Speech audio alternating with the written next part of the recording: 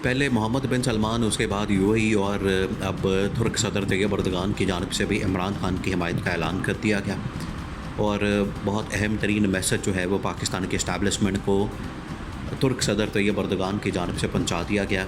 अभी आप देखिए चाइना के अंदर क्या शहबाज शरीफ के साथ हो रहा है, जो शहबाज शरीफ के साथ किसी भी इस लेवल के सरबराह ममलिकत के साथ किसी मुल्क के अंदर ऐसा नहीं हुआ जो शहबाज शरीफ के साथ चाइना में हो रहा है। क्योंकि उनको पता है कि ये एक ऐसा वज़ीर-ए-आज़म है जो जाली मैंडेट के साथ जाली हुकूमत का वज़ीर-ए-आज़म बन के बैठा है।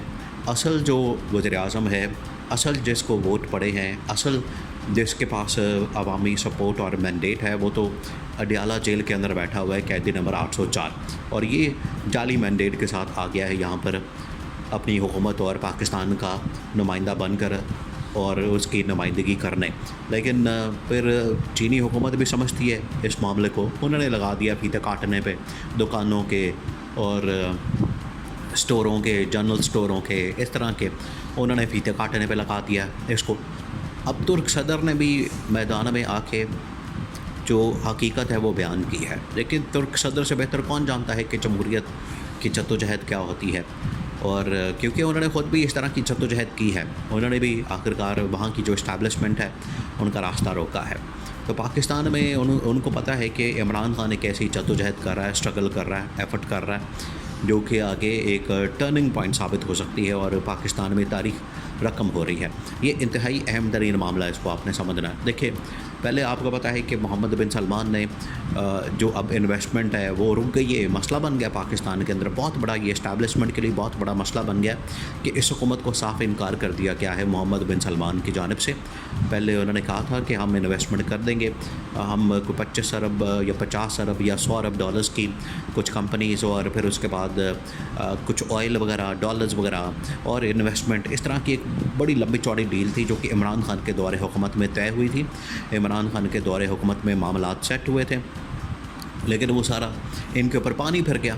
जब आपने रजीम चेंज ऑपरेशन कर दिया, अदम एतमाद हो गया, तो उसके ऊपर पानी फिर गया, सारे मामलात ख़त्म हो गए। उसके बाद क्या हुआ? उसके बाद ये गए यूएई। अब यूएई के जो एम्बेसडर हैं उन्होंने एक मुलाकात की है सफ़ीर ने नवाज़ शरीफ के साथ और मरीम नवाज़ के साथ। अब आप ये अंदाज़ा, आपने ये डॉट्स को कनेक्ट करना है कि किस तरीके से शहबाज शरीफ के ऊपर बिल्कुल अदम एतमाद कर दिया गया, उसको माइनस कर दिया गया।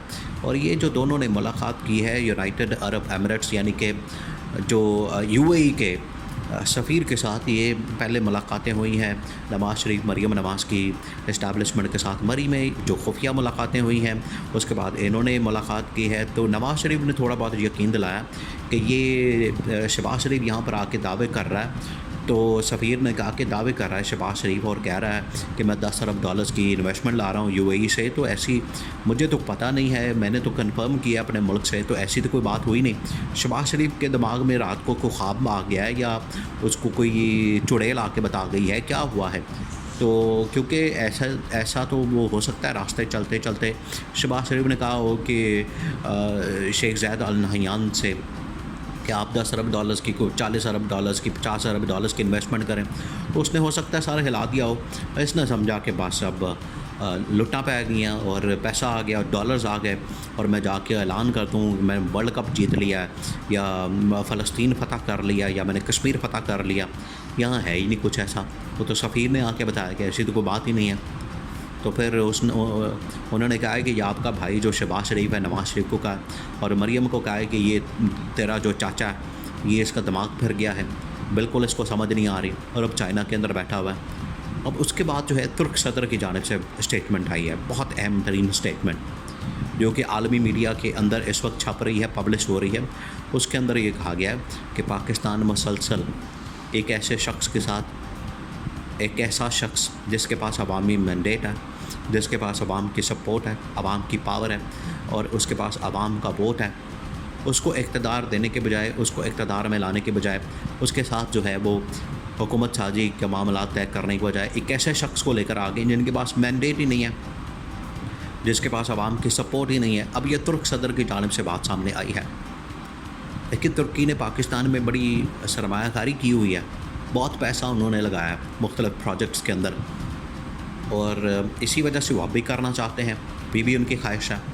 اور بہت سارے ممالک کی خواہش ہے پاکستان میں انویسٹمنٹ کی. ایسا نہیں کہ چائنا انویسٹمنٹ نہیں کرنا چاہتا, وہ اس گورنمنٹ کے ساتھ نہیں کام کرنا چاہتا ہے. یو اے ای انویسٹمنٹ نہیں کرنا چاہتا, ایسی بات نہیں ہے, وہ اس گورنمنٹ کے ساتھ نہیں کام کرنا چاہتے. اسی طرح سے جو سعودی عرب ہے وہ بھی پاکستان میں انویسٹمنٹ کرنا چاہتا ہے, لیکن اس گورنمنٹ کے ساتھ نہیں کام کرنا چاہتا جو کہ نان الیکٹڈ ہے, عوام کی نمائندہ نہیں ہے, عوام نے اس کو چنا نہیں ہے.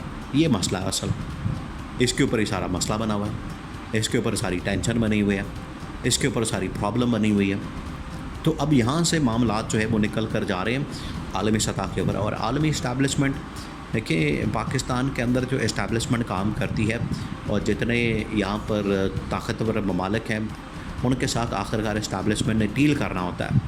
آپ جس ریجن میں رہتے ہیں, خطے میں رہتے ہیں, وہاں پر آپ نے ساری دنیا کو دیکھ کر چلنا ہے, ان کے ساتھ ڈیل کر کے چلنا ہے, معاملات طے کر کے چلنا ہے. آپ بالکل آئسولیشن میں نہیں رہ سکتے.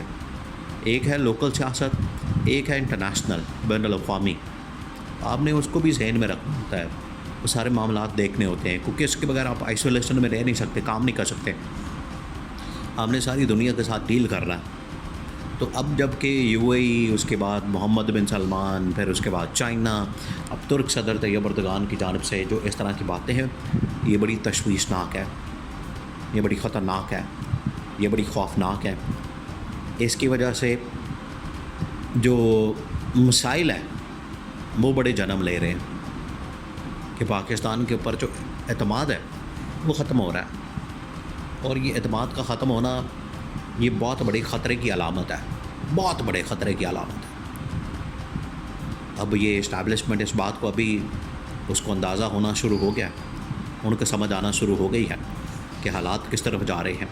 اگر ہم نے اس کو کنٹرول نہ کیا, چیزیں بہتر نہ کی, تو پھر آخرکار یہ عمران خان کے ساتھ ان کو ڈیل کرنا پڑے گا. عمران خان کے ساتھ معاملات ان کو طے کرنے پڑیں گے, کیونکہ عمران خان کے پاس ہی عوام کا مینڈیٹ, عوام کی طاقت اور عوام کی پاور ہے.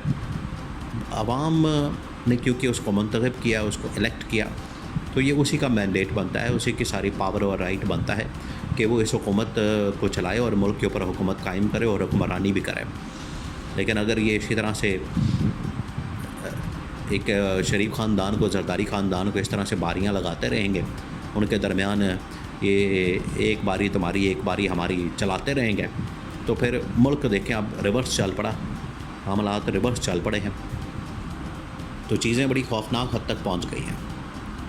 یہاں سے اگر بہتر نہ ہوئی چیزیں, یہاں سے اگر بہتر نہ کیے معاملات, تو اب ترک صدر کی جانب سے بھی یہ ایک الارمنگ سچویشن ہے. اب اسٹیبلشمنٹ کے اوپر ساری ذمہ داری آتی ہے اس حکومت کو گھر بھیجنے کی.